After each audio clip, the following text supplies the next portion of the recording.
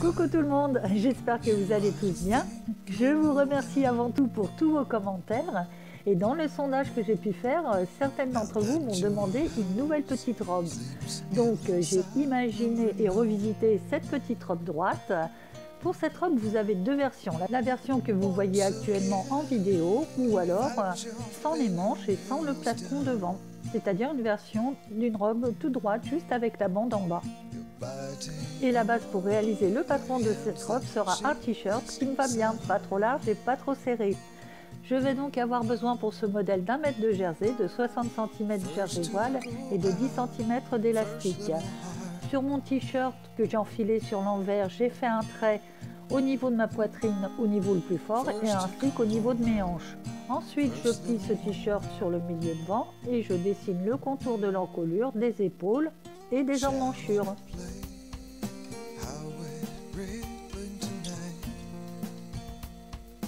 Pour dessiner, j'utilise un stylo qui est lavable en machine. Au niveau de ma poitrine, je vais rajouter 2 cm pour gagner en aisance ainsi qu'au niveau de mes hanches. Et je redessine la courbe de mon t-shirt. Sur le bas, je rajoute 14 cm. Et je suis partie, je coupe le tout.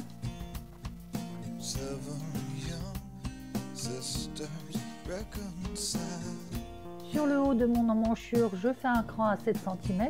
C'est là que viendront se positionner les manches. Je reprends mon t-shirt et sur la partie de devant, je redessine mon encolure.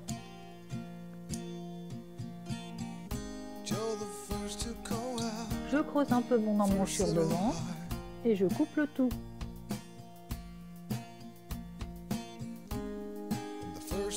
Sur le bas de la robe, je plie mon jersey en 4 et je dessine une bande d'une hauteur de 12 cm.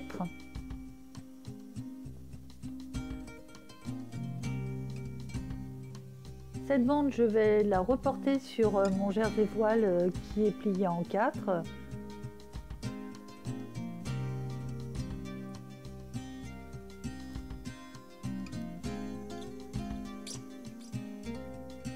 Je vais prendre ensuite le haut de ma robe, je vais la déposer contre l'emmanchure de mon t-shirt et je vais indiquer le niveau du cran avec une épingle sur mon t-shirt.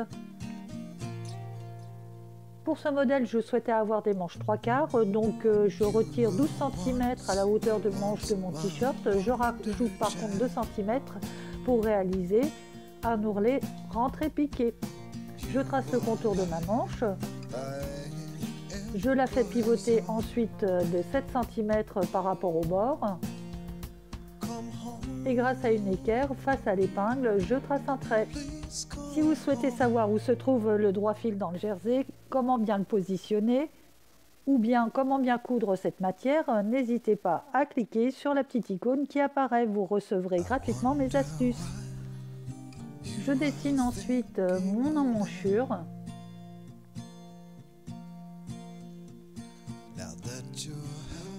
Je rajoute 15 cm au haut de mon emmanchure et je coupe le tout. J'épingle mon tissu, comme c'est un jersey fluide, il a tendance à bouger un petit peu dans tous les sens et c'est quand même plus pratique.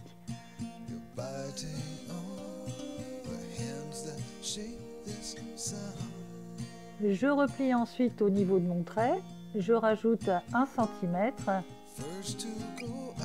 Et voilà, les manches sont presque prêtes. Je crante à 1 cm. Maintenant, je vais réaliser mes parmentures devant et dos. Dans une chute de jersey pliée en deux, je dessine le devant. Je fais une bande à hauteur de 5 cm tout autour. Je dessine le dos.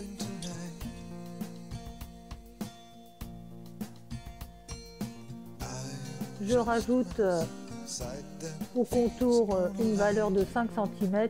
Grosso modo, c'est la valeur d'une règle en général. Et je coupe le tout.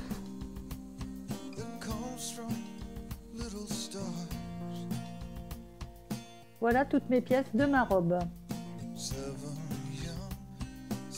Je vais commencer par assembler les parmentures devant et dos, ainsi que le devant et dos de ma robe. Je fais une piqûre en zigzag et une piqûre droite. J'épingle ensuite la parmenture à ma robe. endroit contre endroit. Je pique à 1 cm.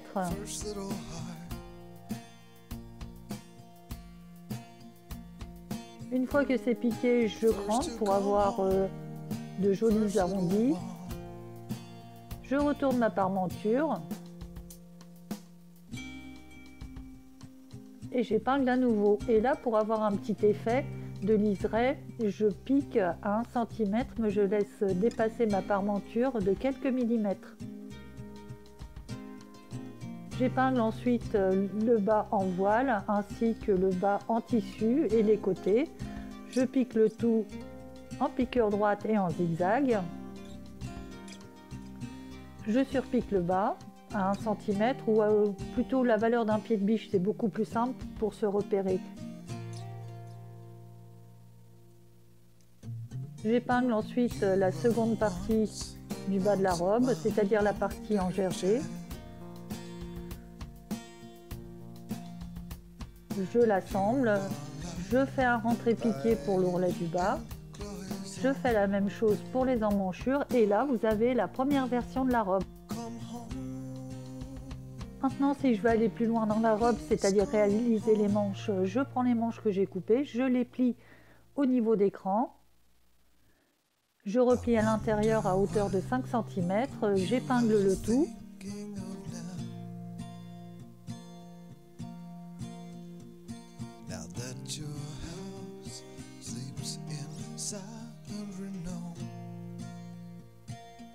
Et je vais piquer à 1 cm en haut et à 5 cm du bord. J'épingle ensuite les manches.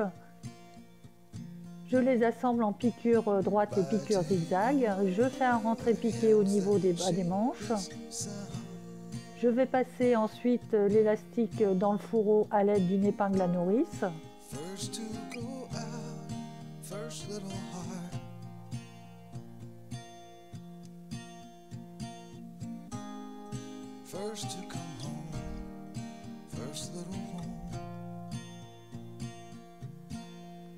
J'épingle ensuite mon élastique sur les deux côtés et je fais rapidement une piqûre d'arrêt pour qu'il n'aille pas se sauver à l'intérieur du fourreau.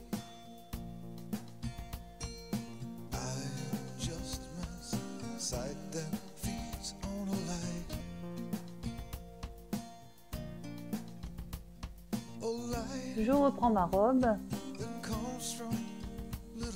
et endroit contre endroit, au niveau d'écran, j'épingle ma manche.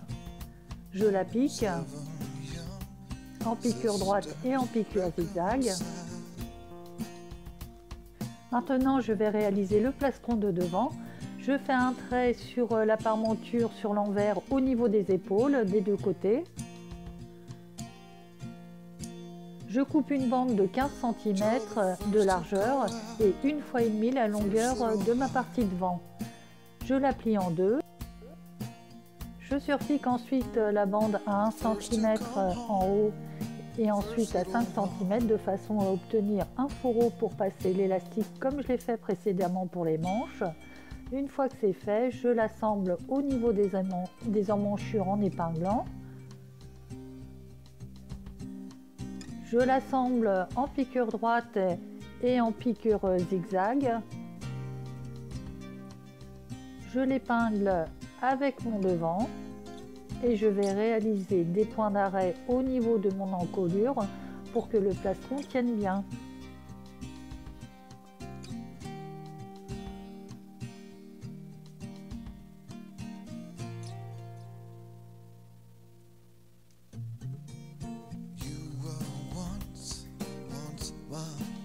Je fais quelques points dans la surpiqûre.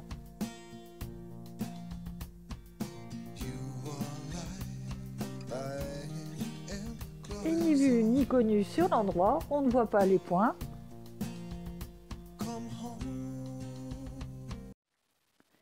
Dernière action, je vais fermer le haut de mon emmanchure en piqûre droite et là, ma nouvelle petite robe est prête.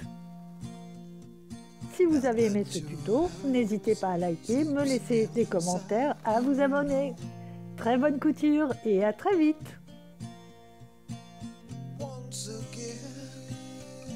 Your fingernails down.